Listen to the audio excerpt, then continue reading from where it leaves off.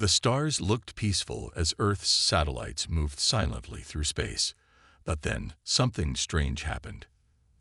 The year was 2072. The Earth had long forgotten the lost ship ESS.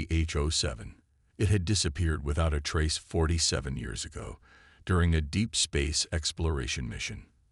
The crew, along with the ship, vanished somewhere near Saturn, and no one knew why. Some believed it was lost forever. Others thought the ship had gone too deep into space, beyond any human reach. No one expected it to return. But it did. The ship appeared one cold morning, showing up on every telescope around Earth. There was no warning, no signal sent out. It simply appeared, drifting slowly near Saturn's moons. The ESS, dark and silent, sat there like a ghost. It was the same size as when it left, but something felt wrong. Something felt off. Earth's space agencies quickly scrambled to confirm the ship's location. Was it real, or some kind of trick? For days, scientists argued. They had lost all hope of ever finding the ship. And yet there it was, floating in space like it had never been gone. Then came the message. It was short, barely 15 words. The message, broadcasted on every screen across Earth, read, "Do not board. We are not alone." It was simple, clear, terrifying. The message went straight to the heart of every person on Earth. The entire world went silent. Questions filled the air. Who sent the message? What did it mean? Why now? For days, the message was the only thing the world talked about. Earth's governments debated. No one knew what to do. Fears spread through the population, growing like a storm. The ESS had been gone for 47 years, and now it was back, warning them. The message didn't say who they were. It didn't explain why the ship returned. All it did was create fear. But fear didn't stop the government. They had to act. A team was put together, a small, highly trained group of astronauts and military personnel. Their mission was clear: to board the ship and figure out what had happened. The world demanded answers. If the ship had survived out there for nearly 50 years, it could hold the key to incredible knowledge, perhaps technology that could change Earth forever. But there was a problem. The message, "Do not board. We are not alone." It was a warning. A threat, perhaps. And yet, the leaders of Earth could not ignore the potential power of the ESS. At a press conference, the leader of Earth's Space Command, General Rachel Carter, stood in front of the world. "We have been chosen to do what no one else could. Our mission is to find the truth, whether that truth is a blessing or a curse. We must go." Her voice was firm, but her eyes betrayed her fear. "We do not know what waits aboard the ESS, but we will face it together." The world watched. Some were excited, others scared, and a few didn't believe the ship would be empty. They thought something dangerous had been waiting out there all along. It didn't take long for the special team to be prepared. They trained quickly, gathering the best minds and the most experienced astronauts. They were going to board the ESS, and they were going to find out what had happened. Among the team was Captain Mark Turner, a seasoned astronaut who had spent years in space. He had seen more than most people. He knew the dangers of space better than anyone. He had the kind of calmness that comes from years of being on the edge of life and death. Mark stood quietly as he looked at the ship on the screen. The ESS looked like it had been floating in space for decades, untouched. But something about it felt wrong. The warning had been clear. And yet, the need to find out what happened, to uncover the truth, was stronger than the fear. Mark turned to the team. "We don't know what we're walking into. We have to be careful. We stick together, and we stay sharp. Understand?" Everyone nodded, though some were clearly nervous. The unknown is always the most terrifying thing to face. As the ship prepared to launch, Mark looked at the Earth below him one last time. The world had changed in the last week. Everyone was watching. And now, his team was going to make history, no matter the cost. The ship's engines roared to life, sending them toward the ESS-07. They had no idea what waited for them. They had no idea who, or what, had been aboard the ship for all those years. The only thing they knew was that they were walking into the unknown. The ESS-07 was waiting for them. The ESS-07 floated silently, its massive form looming over the small shuttle that approached it. The silence was deafening, broken only by the hum of the shuttle's engines. Inside, the crew was tense, each person lost in their thoughts. Captain Mark Turner sat at the front, staring at the ship through the shuttle's viewing window. The ESS-07 looked exactly the same as when it had left Earth all those years ago. Dark, metallic, and eerily still. It seemed almost too still. "Approaching docking bay," said Lieutenant Sarah Lee, the pilot of the shuttle. Her voice was steady, but Mark could hear the nervousness behind it. Everyone on board was feeling it. The warning message, "Do not board. We are not alone," kept playing in their minds. Mark gave a small nod. He was the leader, and he had to stay calm. He turned to the rest of the team, his eyes scanning each face. The tension was thick in the air. Each member of the team was trained for the unknown, but no one had ever trained for something like this. They were about to board a ship that had been missing for nearly 5 decades, a ship that had sent a warning message before they arrived. They had no idea what they would find inside. "Ready?" Mark asked, his voice low but firm. Everyone nodded. No one was truly ready for this, but they all understood the importance of the mission. The fate of Earth's future could rest in what they found. The shuttle docked with a soft thud. The airlock sealed with a hiss, and the team stood up, putting on their helmets. The door opened with a soft creak, revealing the cold, dark interior of the ESS-07. Mark led the team into the ship, his boots making a loud echo against the metal floor. It was strange, silent, like no one had been there in years. The lights flickered, casting long shadows down the dark hallways. The walls were covered in a thin layer of dust, as if no one had touched them in decades. The team moved cautiously, their footsteps echoing in the quiet ship. Mark glanced at his team, making sure they were all together. He could see the unease on their faces. They were all wondering the same thing. Where had everyone gone? "This way," Mark said, pointing down the hall. The control room was at the end of the ship. That was where they needed to go first. The sooner they found the ship's log, the sooner they could figure out what had happened. They reached the control room, and Mark carefully opened the door. Inside, everything was in place, just as it had been left 47 years ago. The screens, the chairs, the controls, they were all untouched. It was as if the crew had just walked away. But something was wrong. Mark could feel it. He walked over to one of the consoles and pressed a button. A low hum filled the room as the screen came to life, flickering at first, then stabilizing. The system booted up, and the data began to load. There was no sign of any human presence on the ship, no sign of the crew. Suddenly, a beep echoed through the room. Mark quickly turned to the console, his heart pounding. The ship's log was opening. The message on the screen was the same as the one they had seen before. "Do not board. We are not alone." Mark froze.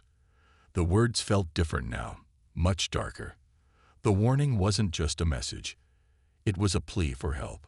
Whoever had been on this ship, they had left this message for a reason. "Something's wrong," whispered Lieutenant Sarah Lee. She had been standing near the back, looking over her shoulder. "I keep hearing something." Mark turned around quickly. There was nothing behind them, just the quiet, dark hallways. But the feeling in the air had changed. The ship was alive in a way it hadn't been before. It was as though it was waiting for them, watching them. "We need to check the rest of the ship," Mark said, his voice steady but urgent. He didn't want to, but he knew they had no choice. They had to find answers. The team moved cautiously through the ship, each step heavier than the last. The feeling of being watched grew stronger. Mark could see it in their eyes. Fear was beginning to creep in. "Captain," Sarah said, her voice trembling. "I don't think we're alone." Mark's heart skipped a beat. The message had said they weren't alone, but he hadn't expected to feel it so strongly, so real. The air felt colder, and the silence seemed deeper, like the ship was hiding something. "We keep moving," Mark ordered. His voice was firm, but inside, he could feel the unease growing. Something was on the ship, and it wasn't friendly. They continued down the hallway, but as they moved deeper into the ESS-07, the lights flickered once more. This time, they didn't just flicker, they went out completely. Darkness swallowed them whole. For a moment, no one moved. Then, a faint sound broke the silence. It was low and soft, almost like a whisper. Someone, or something, was moving on the ship. The darkness inside the ESS-07 was thick. The ship, once silent and cold, now felt alive, filled with a presence they couldn't see, but could definitely feel. The crew stood frozen in the pitch-black hallway, the only sounds coming from their breathing. The lights had gone out completely, and now they were lost in the dark. The air was cold, colder than it should be, and the feeling of something watching them grew stronger with every passing second. "We need to get the lights back on," whispered Sarah Lee, her voice shaking. She was one of the most experienced pilots, but even she couldn't hide the fear in her voice. "Captain, what's going on? This place, it feels wrong." Mark Turner felt the fear too, but he couldn't let it show. He was the leader of this mission, and he had to keep control, no matter what. "Stay calm," Mark said firmly. "We just need to get to the main control center. There's got to be a way to restore power." "Captain, look," called Sergeant Jake Rivera, the ship's communications officer, pointing to one of the monitors on the wall. It flickered briefly, then displayed the words, "Do not trust what you see. The crew, they are not what they seem." The crew gasped. What did that mean? Who was sending the message? Was it from the ship's systems, or something else? "Is it coming from the ship's computer?"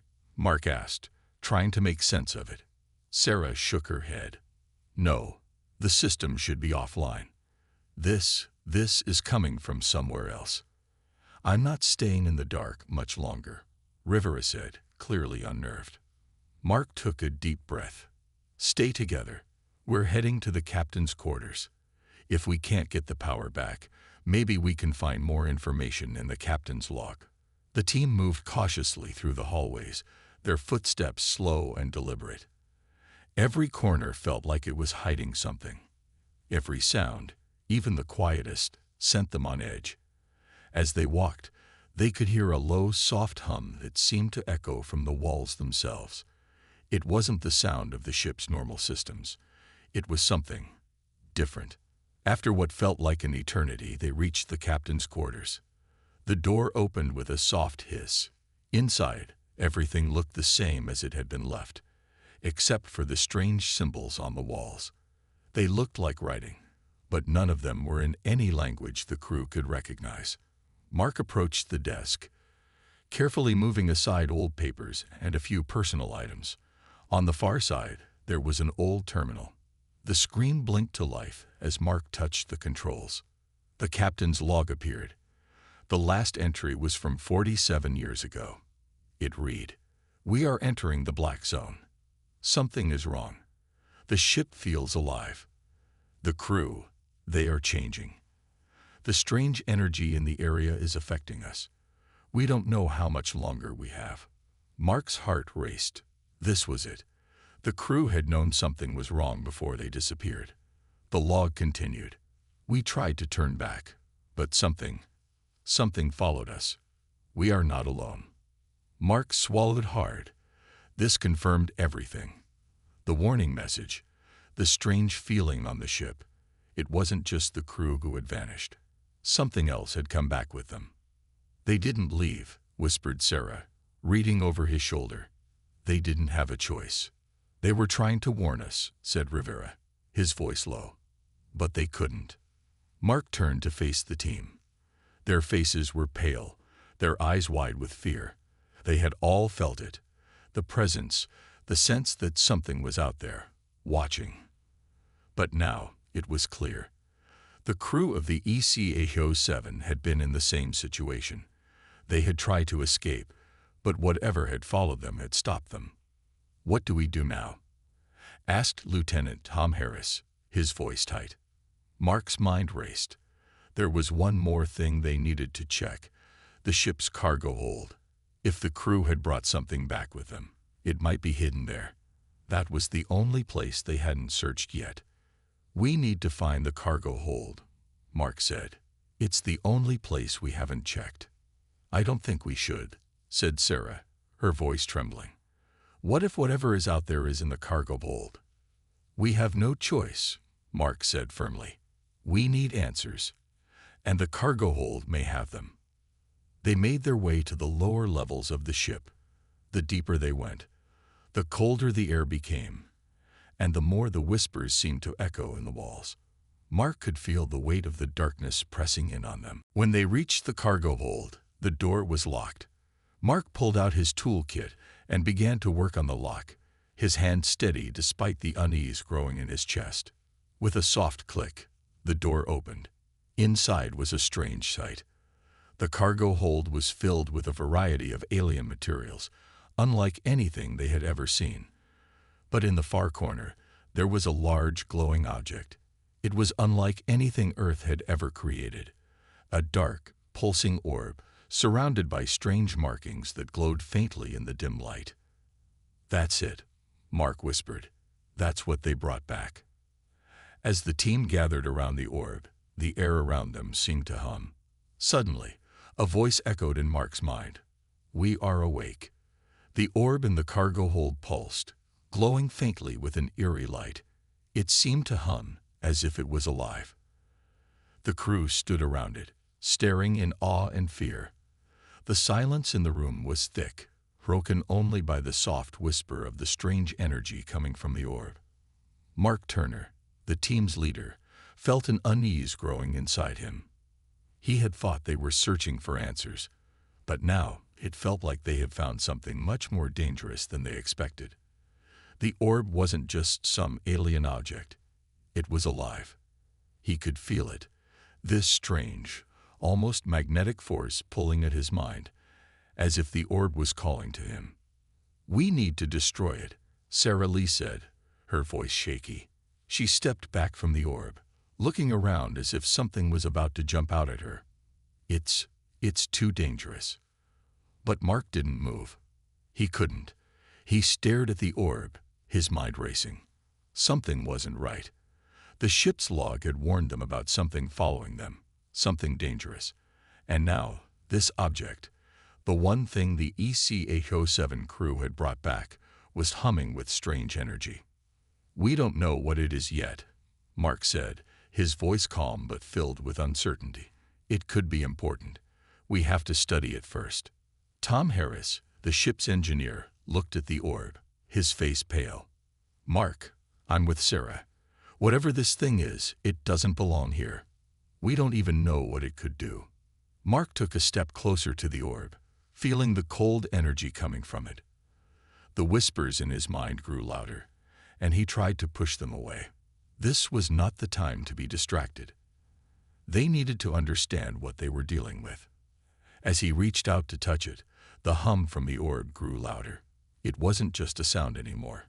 It was a feeling, vibrating through the very air around them. Suddenly, the ground beneath them seemed to shake, and the lights flickered once again. The orb exploded with a burst of bright light. For a moment, everything went white. Mark's heart raced as the world around him blurred. He could feel the energy surging through his body, as though the very air had come alive. He felt a sharp pain in his head, like something was trying to break into his mind.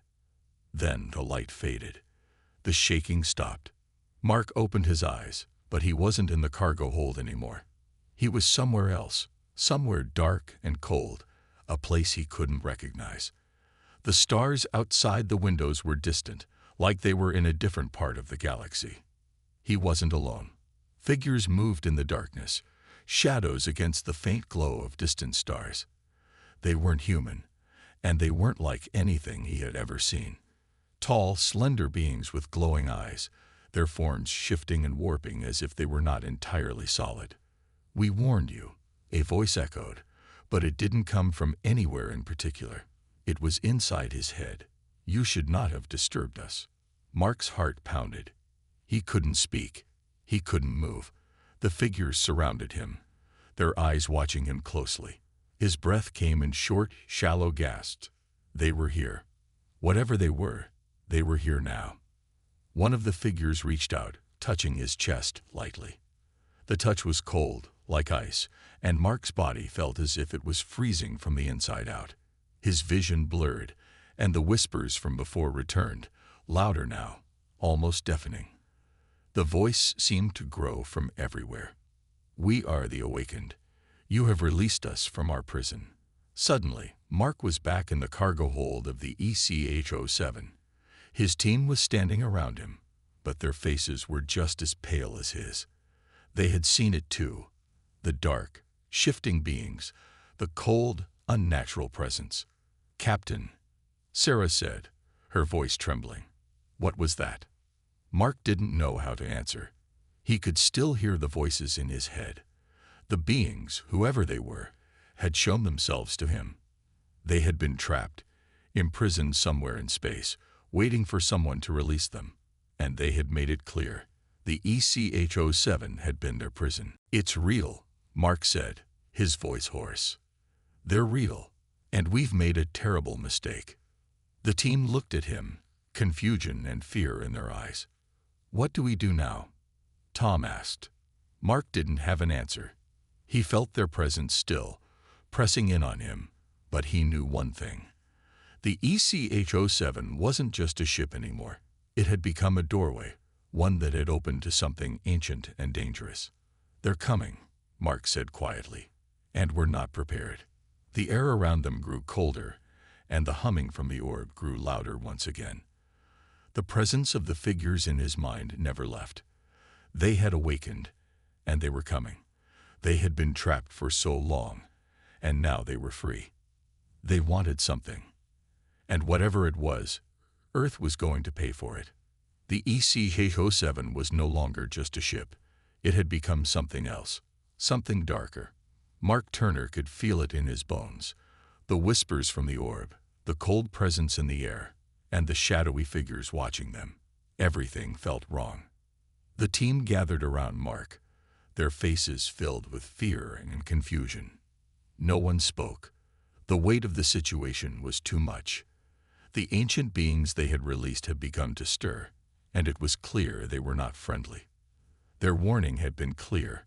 "You should not have disturbed us." "We've made a mistake," Mark said, his voice filled with regret. The ESS wasn't just a lost ship. It was a prison for something that shouldn't be free. "What are they?" Lieutenant Sarah Lee asked, her voice trembling.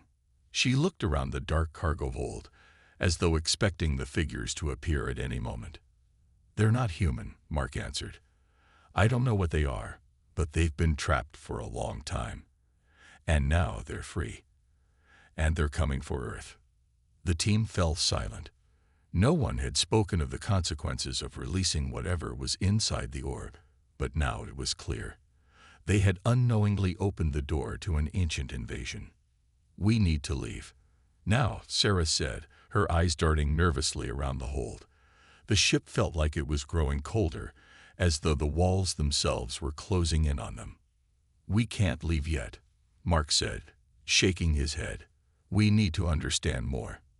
The crew of the ESS, they knew about this. "We need to find out what they did." "Captain, are you out of your mind?" Tom Harris, the engineer, yelled. "The crew is gone. We don't know how to stop whatever those things are. We're not equipped to fight them." Mark's jaw tightened.